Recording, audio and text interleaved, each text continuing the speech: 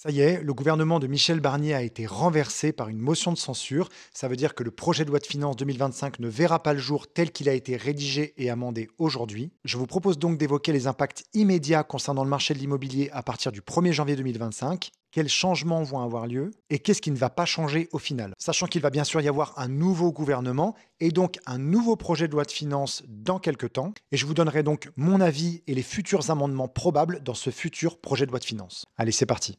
Alors sans rentrer dans le détail, le fait qu'il y a eu motion de censure, ça veut dire que le projet de loi de finances qui est bossé depuis 2 mois à l'Assemblée nationale et au Sénat ne verra pas le jour. Donc tous les amendements qui ont été adoptés disparaissent. Le Premier ministre démissionne, notre président de la République va devoir nommer un nouveau Premier ministre qui, lui, nommera un nouveau gouvernement. Alors concernant l'immobilier, qu'est-ce qui se passe? Déjà, pour anticiper un petit peu le futur, il est important de se rappeler que les débats qui ont eu lieu au Sénat et à l'Assemblée nationale concernant l'immobilier ne déchiraient pas les partis entre eux. Ce que je veux dire par là, c'est que bien sûr, il y avait des désaccords concernant le régime du microfoncier, le LMNP, le prêt à taux zéro, etc.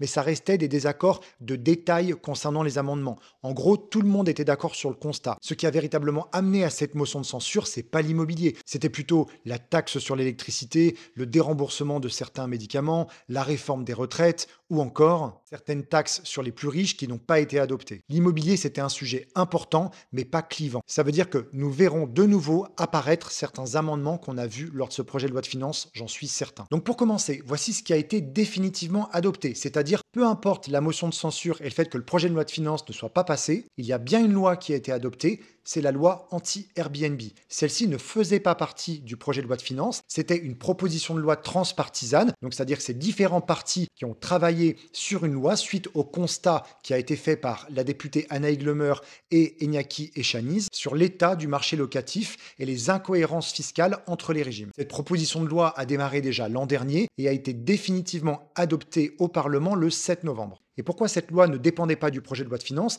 Eh bien, c'est parce qu'elle ne concernait pas que des notions fiscales. J'en ai parlé plus précisément dans une vidéo qui va s'afficher juste au-dessus de ma tête, mais au-delà de baisser les régimes des microfonciers des tourismes classés et non classés, cette loi donne plus de pouvoir aux collectivités, plus de pouvoir aux maires pour interdire certains Airbnb. Elle renforce les contrôles en local et en national de toutes les locations touristiques. Il s'agit bien d'une loi globale. Donc ça, c'est définitif, c'est passé. Maintenant, voici les mesures qui ont été adoptées et qui pourtant ne verront pas le jour du fait de la motion de censure. L'impact le plus important, c'était l'élargissement du prêt à taux zéro dans toutes les zones de France et pour les maisons individuelles. Les primo-accédants allaient donc pouvoir bénéficier d'un prêt à taux zéro peu importe où ils achètent en France, dans le neuf, mais également pour effectuer des travaux dans l'ancien et sur la construction de maisons individuelles. Eh bien ça disparaît pour le moment. Également, il devait y avoir une hausse des DMTO, les droits de mutation à titre onéreux.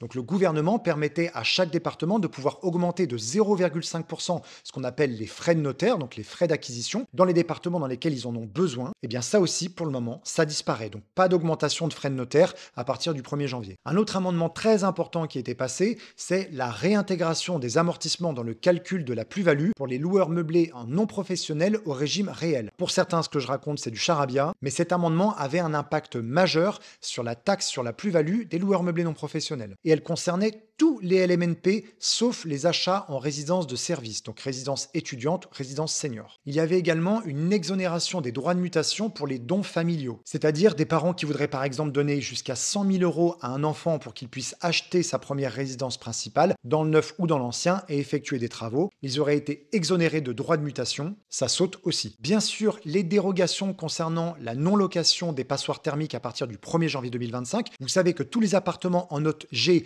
vont être classés comme indécents à partir du 1er janvier, ça veut dire que vous n'aurez plus le droit de les louer. Pour les baux en cours, ça va, mais pour les renouvellements de baux ou les nouveaux baux, dans ce cas-là, ça ne fonctionnera pas, vous ne pourrez pas les louer. Eh bien, un amendement était passé pour déroger à cela, si jamais vous étiez capable, en tant que propriétaire, de prouver votre bonne foi, de prouver que vous aviez fait des démarches auprès de votre copropriété pour effectuer des travaux, mais qu'il y avait des réticents, etc. Dans ce cas-là, vous auriez pu continuer à louer. Eh bien, ça aussi, ça disparaît et c'est un énorme problème puisque c'est plusieurs centaines de milliers de logements qui seront inlouables à partir du début d'année. Très important, il y avait une réforme permettant de revoir la réduction du loyer de solidarité, ce qu'on appelle la RLS. Je ne vais pas rentrer dans le détail aussi, j'en ai fait une vidéo, mais globalement, ça allait vraiment aider les bailleurs sociaux à pouvoir réinvestir sur le marché de la construction. Comme je l'ai déjà dit, c'est le début de la chaîne, donc c'est ça qui permet d'améliorer le marché immobilier. Eh bien, cet amendement est jeté à la poubelle également en même temps que le projet de loi de finances. Aussi, un amendement hyper intéressant avait été adopté au Sénat avant d'être désadopté, donc ça c'est un truc de fou, mais en quelque sorte, le Sénat avait réussi à faire passer un amendement qui baissait drastiquement la taxe sur la plus-value. Franchement, c'était une super mesure, puisqu'elle passait la taxe de 36,2% aujourd'hui à 15%. Et elle supprimait totalement les abattements pour durée de détention. Donc je rappelle qu'aujourd'hui, pour ne plus être taxé sur la plus-value,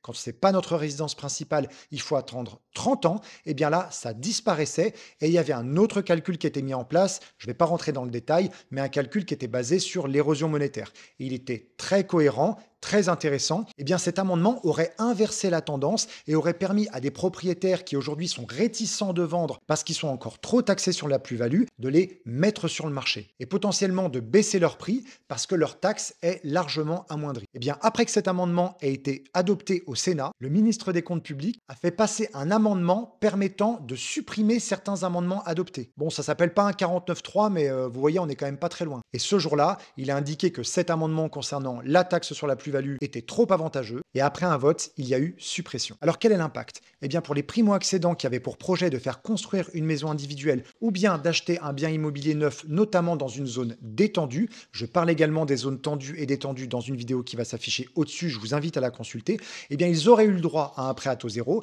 Pour l'instant, c'est terminé. Concernant les investisseurs, pas d'impact majeur, mis à part la non-réintégration de l'amortissement dans le calcul des plus-values pour les LMNP, mais il n'y avait pas particulièrement d'avantage dans ce projet de loi de finances. Donc pas de changement majeur pour l'instant pour les bailleurs, ni en positif ni en négatif, sauf bien sûr pour les bailleurs touristiques. Allez, disparaît. Allez, file.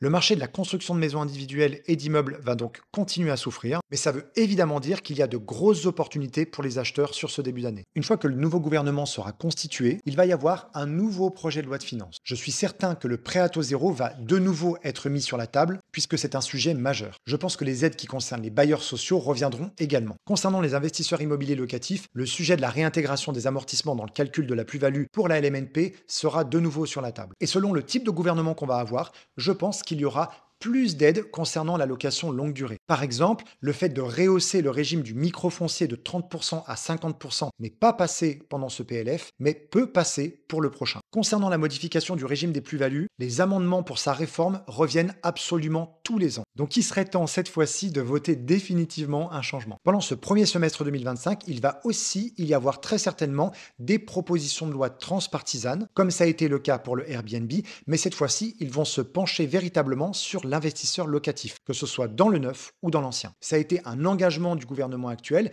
mais même un nouveau gouvernement se penchera dessus, car tous les partis ont compris l'urgence de la problématique du logement. Dites-moi ce que vous pensez de cette motion de censure concernant l'immobilier. Qu'est-ce qu'elle peut entraîner selon vous? Est-ce que vous avez des projets qui sont avortés à cause de cette motion de censure? Partagez vos avis en commentaire, activez la cloche si vous le souhaitez, et puis en attendant, je vous dis à bientôt. Ciao!